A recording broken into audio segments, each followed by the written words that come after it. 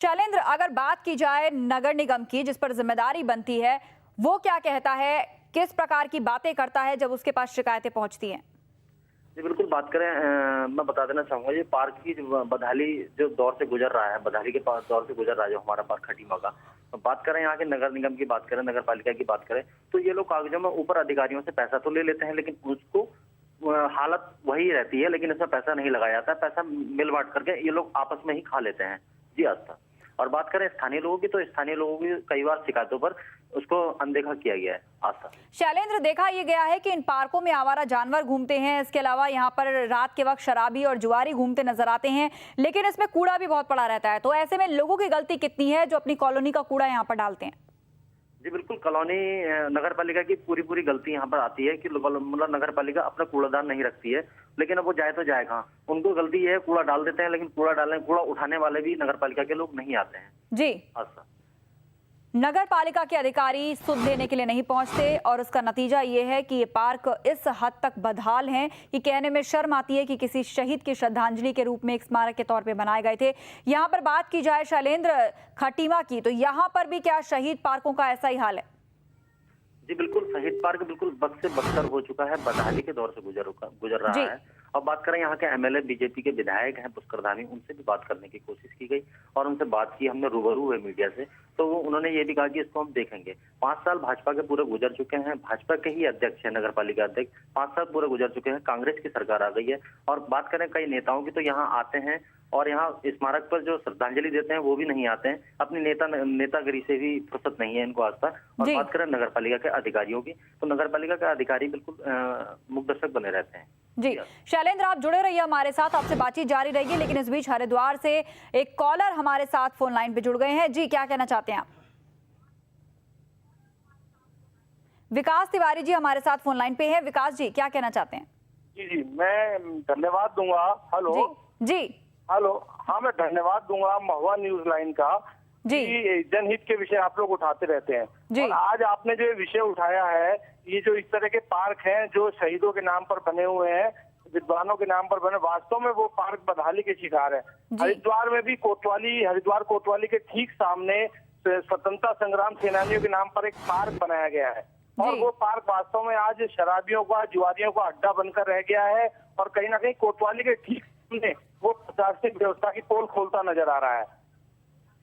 और इसके पीछे जो यहाँ नगर निगम के जो भी संबंधित अधिकारी हैं या प्रशासनिक, वो बिल्कुल कहीं इस ओर ध्यान नहीं देते। हम लोगों ने, मैं धर्मशाला एसोसिएशन का महामंत्री भी हूँ, उस नाते भी हमने ज्ञापन लिखित में और मौखिक भी अधिकारियों को कहा, लेकिन कहीं किसी अधिकारी ने ना तो पार्क की कोई सुध ली, ना ही उसके सौंदर्यीकरण को लेकर के, उसकी साफ सफाई को लेकर के कुछ प्रयत्न किया जी। तो वास्तव में जो भी ये शहीदों के नाम पर जो स्मारक बने हुए हैं या पुराने पार्क बने हुए हैं, वो आज ही प्रशासनिक व्यवस्था को मुंह चिढ़ा रहे हैं।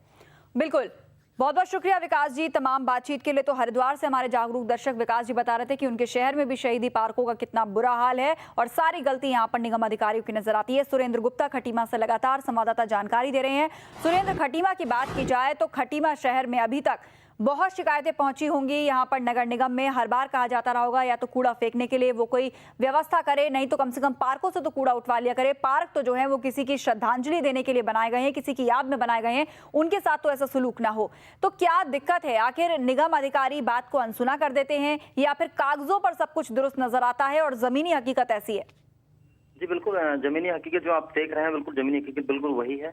और तालाब बन चुके हैं, पार्क के अंदर तालाब बन गए जिसमें सुअर लौटते हैं, जानवर लौटते हैं, कूड़ा बिल्कुल पड़ा रहता है उसमें। और अय्याशियों का अड्डा बन चुका है, जुआरियों का अड्डा बन चुका है, बात करें शराबियों का अड्डा बन चुका है। और बात करें नगर पालिका के, तो हर साल मेंटेनेंस के लिए 25 लाख रुपए तकरीबन आता है, जो कि कागजों में ये ऊपर पैसा ले लिया जाता है। इनके मिली बंदर बाट से ये पैसे को खा दिया जाता है और उसको दिखा दिया जाता है कि हमने मेंटेनेंस कर दिया है। लाखों के टेंडर होते हैं, ठेकेदार हो गए और अधिकारी हो गए, इन पैसों को बिल्कुल खा जाते हैं आज जी।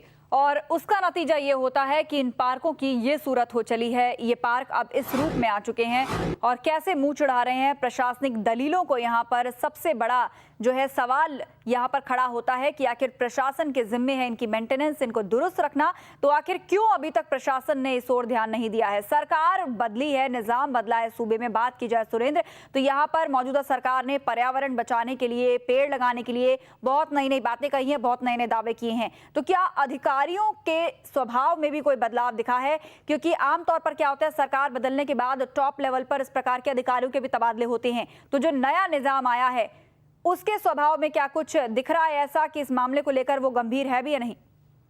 बिल्कुल 24 किलोमीटर दूर यहाँ से सिद्धार्थगंज है, जहाँ से बहुगुणा जी उपचुनाव लड़ रहे हैं। और जी। बात करें शहीदों की, तो एक शहीदों के नाम पर एक ये पार्क बना हुआ है खटीमा गोलीकांड पहली बार यहीं से जो चिंगारी उठी थी उसकी बात करें, हम 7 लोग शहीद हो गए थे, जिसके नाम पर ये पार्क बनाया गया। और बात करें उन नुमाइंदों की जो उत्तराखंड इन शहीदों का अपमान पूरी तरह कर रहे हैं, और जो नेता लोग अपनी नेता नगरी दिखा रहे हैं, जो कोई सीएम बन गया है, कोई उपनेता प्रतिपक्ष बन गया है, लेकिन इन लोगों की सूद बिल्कुल नहीं ले रहे हैं खटीमा में। जी आस्था। और उसका नतीजा ये है कि कैसे यहाँ पर आवारा जानवर घूमते नजर आते हैं, सुअर लौटते नजर आते हैं, और गाय भैंसे अपना चारागाह बना चुकी हैं, लेकिन फिर भी इस सबको देखने वाला कोई नहीं है। इनसे तमाम बीमारियां भी फैल सकती हैं। आसपास के लोगों ने क्या ऐसा देखने को मिला है, जो आसपास के रिहायशी इलाके हैं उसमें लोग बीमार पड़ रहे हों? सुरेंद्र जी बिल्कुल आस्था, मैं बता देना चाहूंगा, जहाँ ये पार्क है वहाँ करीबन पूरी बस्ती है, कॉलोनी है, वहाँ अच्छे लोग भी रहते हैं और निम्न लोग भी रहते हैं और उच्च लोग भी रहते हैं, लेकिन वहाँ निम्न लोगों की बिल्कुल अनदेखी की जाती है। उनके कई बार बच्चे बीमार पड़ चुके हैं। अभी गर्मी का मौसम है, लू चल रही है, हवाएं चल रही हैं, लेकिन इन जानवरों को घूमने से, गंदगी पड़ने से कई लोग बीमार भी पड़ चुके हैं। छोटे छोटे बच्चे बीमार पड़ चुके हैं, लेकिन उनको एक दूसरा रूप दे दिया जाता है, लू का रूप दे दिया जाता है, लेकिन इस तरफ कोई ध्यान नहीं देता कि ये पार्क की गंदगी से ही जो बीमार पड़ रहे हैं। आस्था बिल्कुल, आप जुड़े रहिए हमारे साथ, आपसे बातचीत जारी रहेगी सुरेंद्र। लेकिन इस बीच अभिषेक हमारे साथ देहरादून से फोन लाइन पे जुड़ गए हैं। अभिषेक, देहरादून में सरकारी पार्कों का, ये शहीदों की याद में बनाए गए पार्कों का क्या हाल है?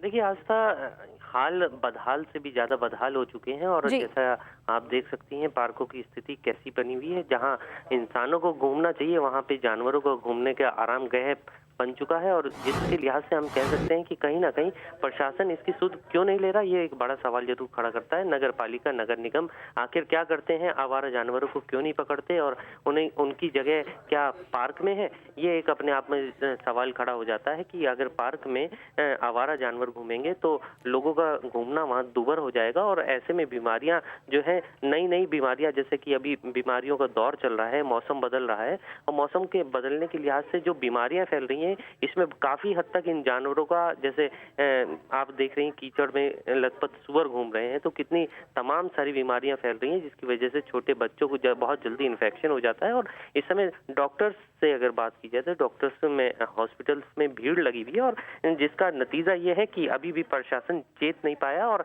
इन सब चीजों पे ध्यान नहीं दे पा रहा है।